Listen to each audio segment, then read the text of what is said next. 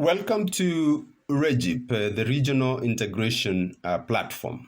This week we focus on the perfect storm. My name is Maurice Odhiambo and my technical manager is Arnold Masinde. Now, the question we pose today is this. It's a very simple question. Looking at what has transpired in the East African community for the last 1 week or so, the question is the relationship between Tanzania and Kenya the weak link in terms of facilitating a collective action against COVID-19? You know that when we discussed this issue last week, we pointed out to a number of weaknesses in terms of the East African community and how the leaders have promoted the fight against COVID-19. We asked you to talk to your leaders. We challenged the leaders to have a virtual meeting so that they can continue to promote a joint fight against COVID-19. We did remind you that the Sectoral Council of Ministers in charge of health and EAC affairs did come together through a virtual meeting and were able to promulgate guidelines that would help the region to move forward. But what have we seen? And this is where the perfect storm comes in. You see, in the last 1 week, a number of things have happened.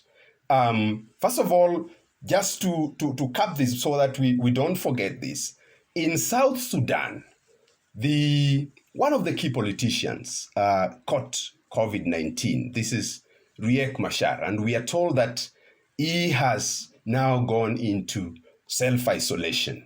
And by the way, it was not just him, his wife as well, who is also a minister in that country.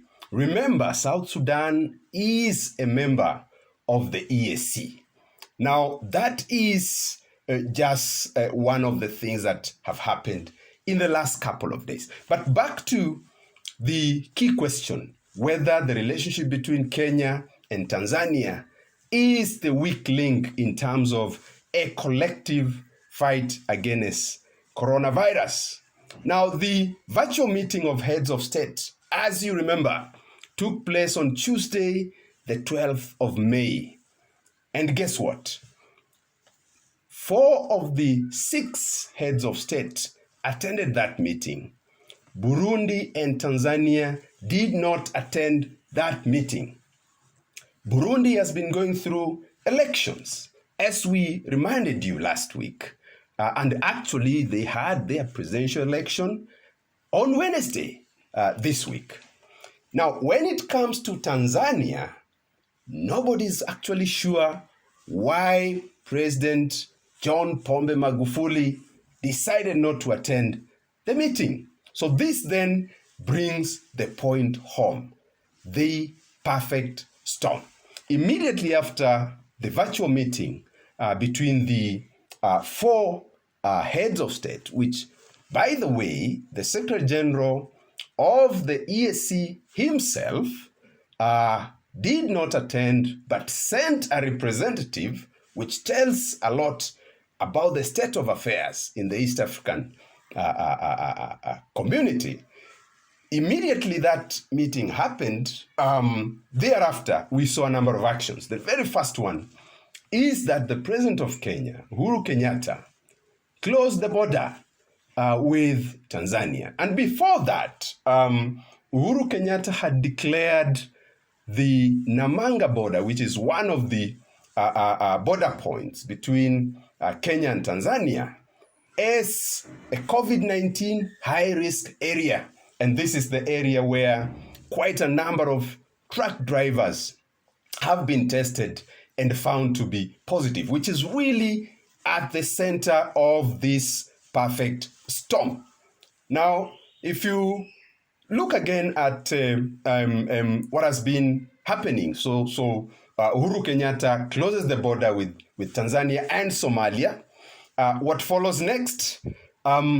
The president of Tanzania retaliates, and basically Tanzania then refuses to allow trucks from Kenya from passing by its borders. And this is the EAC's perfect storm.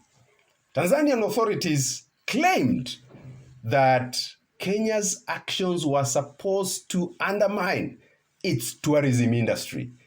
You know, tourism is a key foreign exchange earner for Kenya. It's a big one. It is also a very important foreign exchange earner for Tanzania. The Mount Kenya, the Mount Kilimanjaro region has a lot of tourist attraction sites and so on. The headquarters of the East African Community, Arusha, is known to be one of the towns that benefits a lot from tourism. So the president of Tanzania was basically saying, or rather the government of Tanzania was basically saying, you are sabotaging our key industry, that is the tourism industry. Now, so even as the heads of state were meeting and encouraging sharing of information, we know very well that Tanzania at some point basically stopped giving in public the counts in terms of people who have tested positive and so on and so forth. But what is really in the middle of all this, at the center of this perfect storm, is that Tanzania and Burundi seem to have taken a different approach to COVID-19.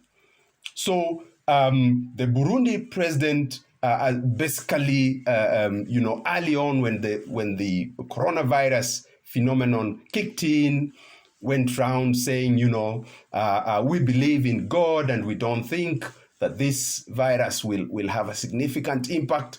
It does seem as if the Tanzanian president more or less has taken the same approach. And so you find that Tanzania and Burundi are on one hand not taking the coronavirus that seriously. In fact, the Tanzanian authorities are basically saying they are opening up already, even as the concerns in Kenya grow and continue to be expressed by officials. So you see, there's a difference here in terms of how leaders are reacting, the kind of emphasis they are giving to coronavirus as an epidemic, and so on and so forth. So we have problems here in terms of lack of common understanding. But you see, this takes us back again to why then was the Council of Ministers of Health and EAC Affairs meeting to come up with common guidelines? Is it that they were not fully briefed from within their own countries? Why were they saying, look, we need to move together? It doesn't make sense.